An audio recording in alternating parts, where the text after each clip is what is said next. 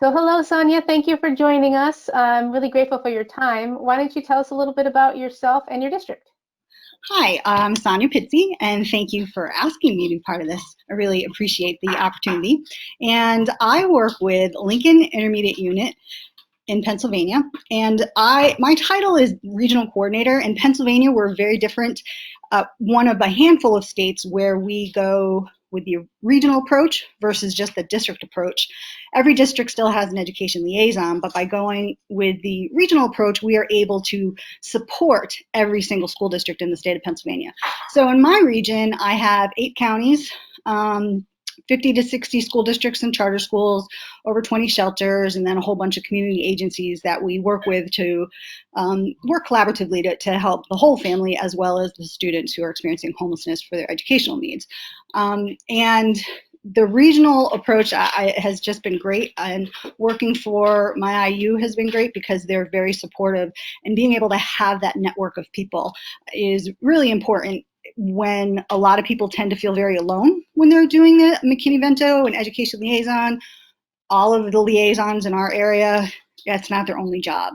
So by being able to provide that support as a regional coordinator, we're definitely helping them out and letting them know that they're not alone.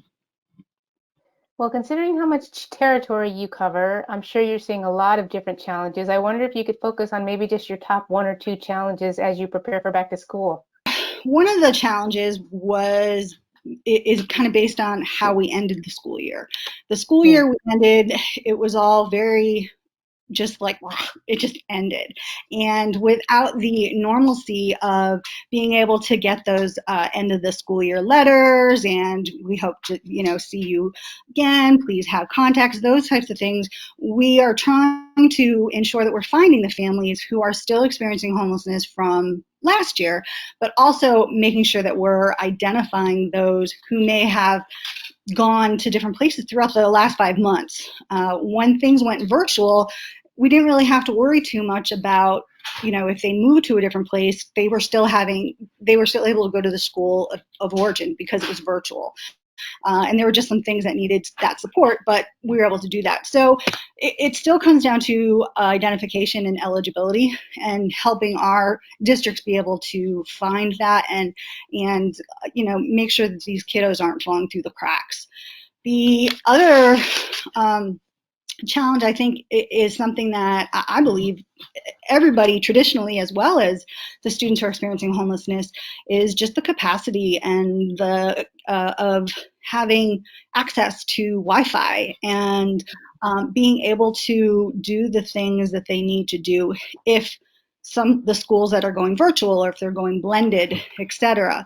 The added challenge, of course, is for those who don't have a permanent place, or if they are living doubled up and there's multiple people in there. If they're all in a motel room, if they're at a campground, I've got families right now who are in campgrounds, and there's a few unaccompanied teens who are in abandoned buildings.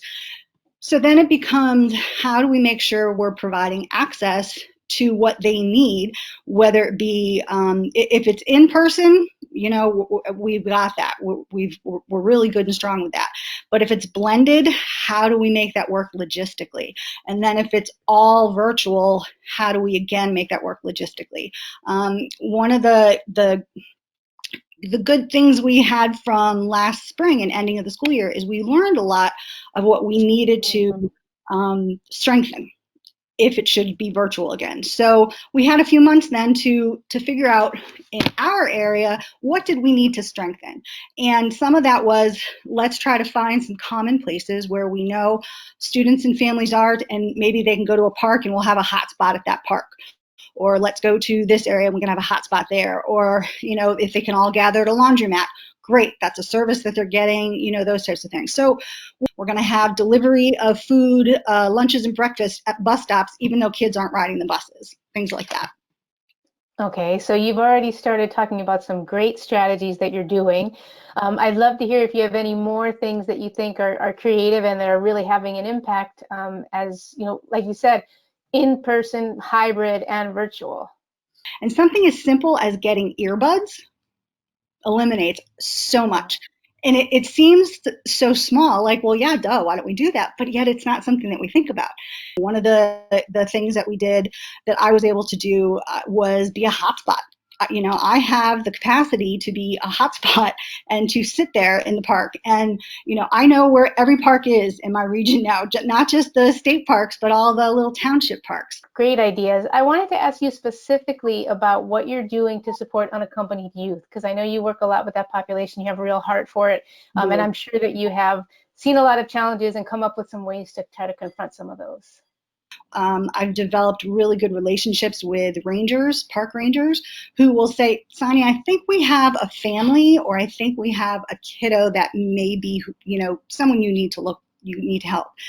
So again, it's that community that you start developing those partners and all of that. Also, all the things that everybody was looking for, the toilet paper, the paper towels, the wipes, the sanitizer, all of that, was a greater need for the people that we work with, because they don't have a home, they don't have a place where they can constantly do things. So we had some great folks who were making sanitizers through their breweries, and they donated sanitizers for me to give to the unaccompanied youth that I work with. People were making masks. They gave me masks to give to these kiddos to be able to do this. Traditionally, I make the students that I work with volunteer 10 hours a week, and I didn't during the pandemic. However, they ended up doing that because food banks needed a lot of assistance. So they were really able to pitch in and do that. I do that because I want them to know their worth. I want them to know that they are valuable people and that they need to believe in themselves, because I know that they're capable of great things. So they're doing things in the food banks. They're doing things at different places, helping to deliver food, whatever they can, to other folks, while also trying to figure out how we can get them to eat. So picking up their homework, delivering it to the school, so that they're still showing their work. They're still doing everything that they're supposed to, where they're not marked down as tardy because they couldn't get online. We had several kiddos who were told, well, you didn't sign on for 10 days. You weren't doing everything. I was like, oh, no, that's not right. Here is why, or here is all the work. And it's just a matter of making sure the right people know. So, yeah. Awareness is always key. And again, now more than ever. I feel like I say that all the time, now more than ever, but that's the truth. Yeah. Mm-hmm. Yeah. Well, this was awesome, Sonia. I appreciate all of your strategies. I really appreciate your passion. And thank you for spending time with us. Thank you.